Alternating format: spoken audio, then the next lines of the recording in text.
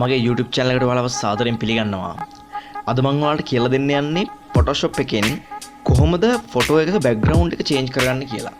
මේකට අපිට simple step එකක් තියෙන්නේ. right. මේකේ ඉස්සරම කරන්න තියෙන්නේ අපිට මේකට ෆොටෝ එකක් දාගන්න ඕනේ.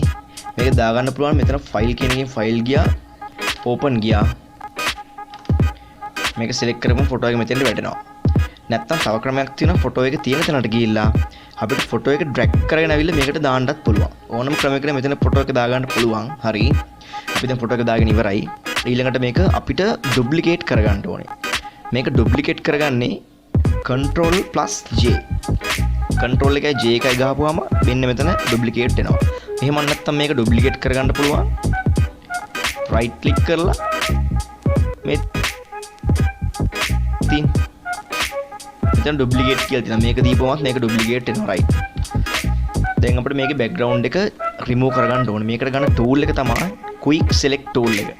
ඒක keyboard එකෙන් W press කරපුවාමත් එනවා. නැත්නම් මෙතන මේ tool kit එකේ දෙන්න මෙතන තියෙනවා මේ item එකෙන් තමයි background එක කපන්නේ.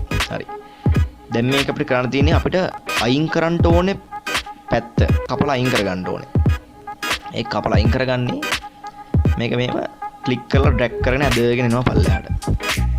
ඒ කියන්නේ Tamanට අයින් කරගන්න ඕන ඒරියා එක මෙන්න මෙහෙම සිලෙක්ට් කරගෙන මෙන්න මේ විදිහට සිලෙක්ට් කරගන්නවා. හරි. දැන් අපිට ඕන මේ පේනවනේ. මේ ඒරියා එක දැන් අපි සිලෙක්ට් කරගෙන තියෙන්නේ.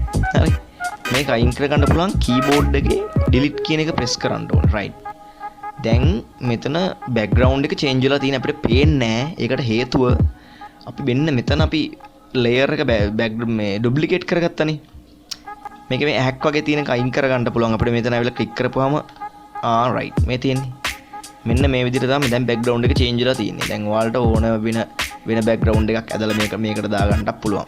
ඒක මම කියලා දෙන්නම් පස්සේ හිමීට.